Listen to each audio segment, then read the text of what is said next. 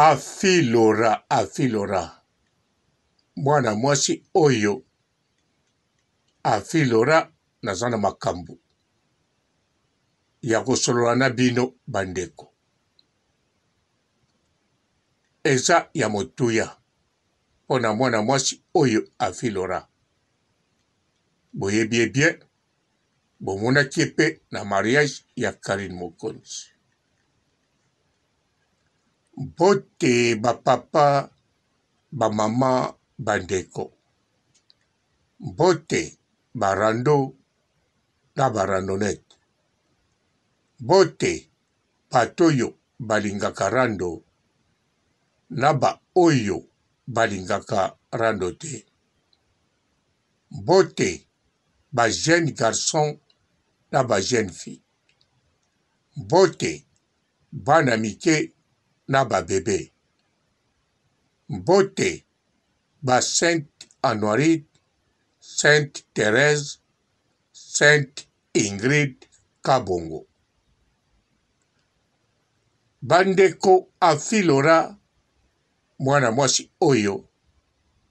En tout cas nandimite naza penza na doute Afilora un jour à trahir Karine Mokonzi.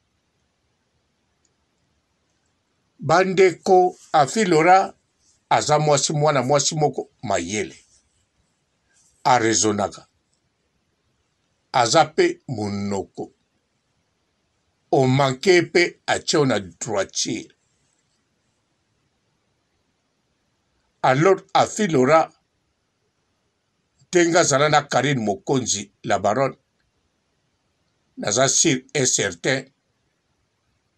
Ezala makambo Karine asala pana ye. Vraiment. Esala Afilora pasi. Ma supporta. Yango na lobi na bino. Afilora nandimite un jour.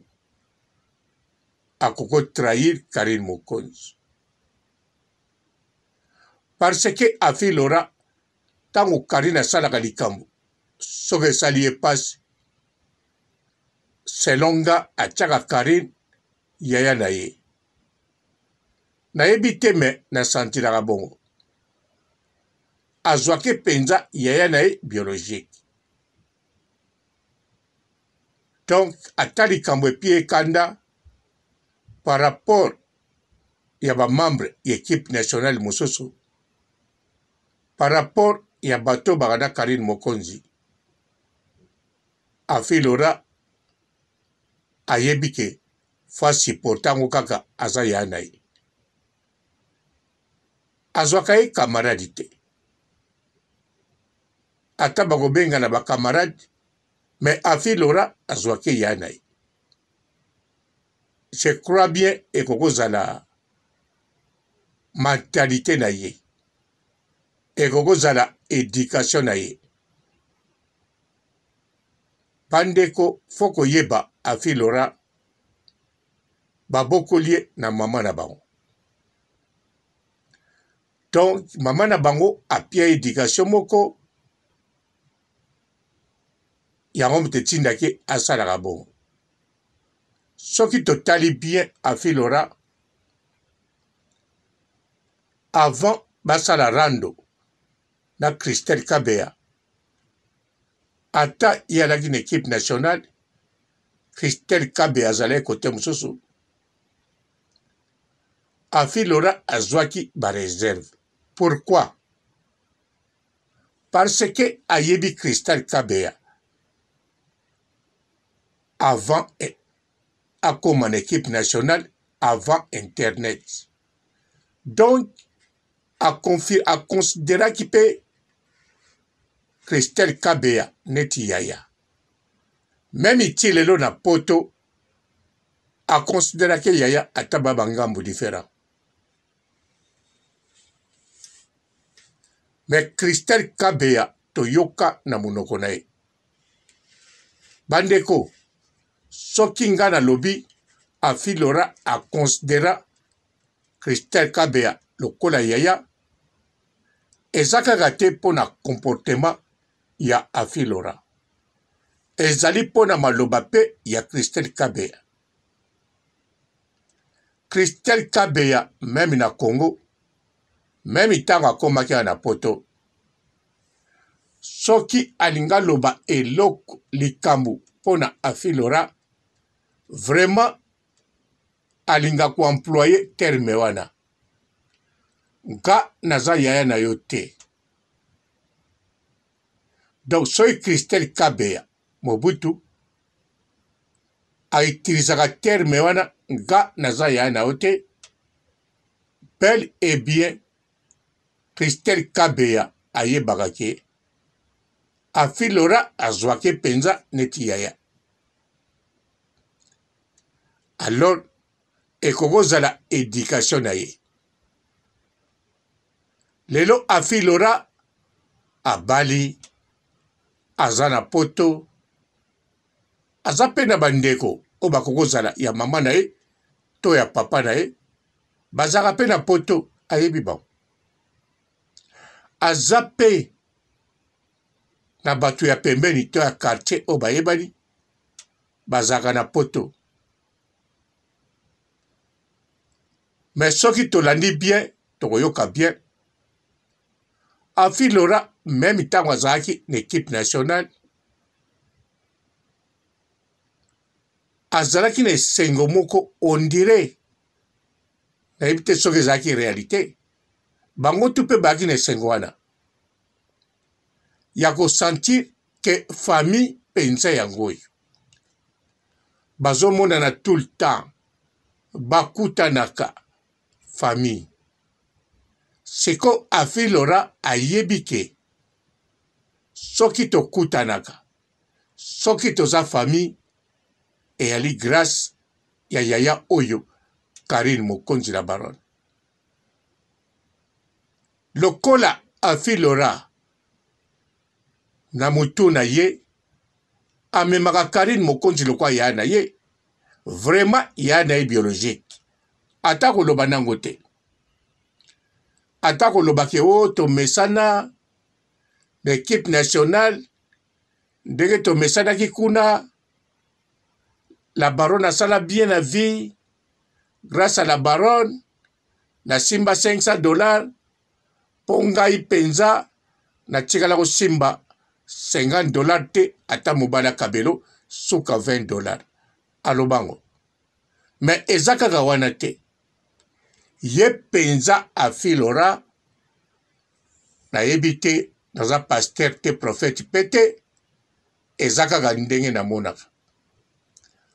Afilora akotisa penza Karine ya na ye. Ata bamonani na bango te inane, yazo soeka ya na ye. Ata babengani na bango te, yazo soeka ya na ye. Akocha ide teke, o Karine mikolo abetinga kara, o Karine banda komaki na Belgique azo kipenga te, akocha kate. Amitunaka, oui. Même yo, ya na yo biologique, soit ke pai abengi yo toko tuna no, okoko mituna. Obe bandeko no bako tuna. Ndeni bo solo lagate, boa lekna kulutu. Mais Afilora ayebi ke azaka ya na ye. Ayebi ke ngana ye toko vivre bien, toko salakaka ndenge to zalaki. En plus, Afilora azaka na besoin ya Karine. Azana posa Karine. Bien sûr, alinga pe Karine akende ko visiter makoloba nango te. Azape na posa Karine ninga ozana Suisse akende visiter Karine. Mais akoko sala o eza volonté na ete. Parce que ya tchaka na place ya leki. Donc, atikaka oyo tu Karine akosala, ye aza d'accord. Ye importance, bango na Karine, bakozala kaka leki na yaya. Yango bandeko, na landa Afilora, panda équipe nationale, ti awa na poto, vraiment, Tengengana monaka. Po Afilora a trahir Karine Mokonzi. Vraiment, eza passe.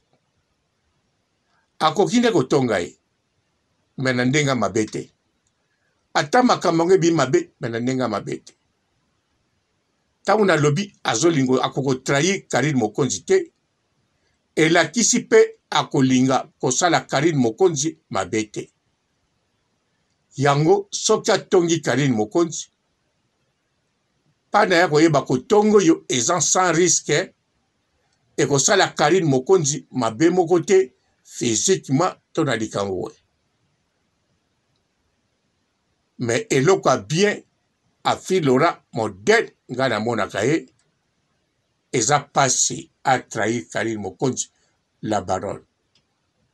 Pena za sir bakozwa temps ebele bakozala toujours elongo leki na kulutu yaya na leki. Pour lelo oyo bakokisi combien d'années?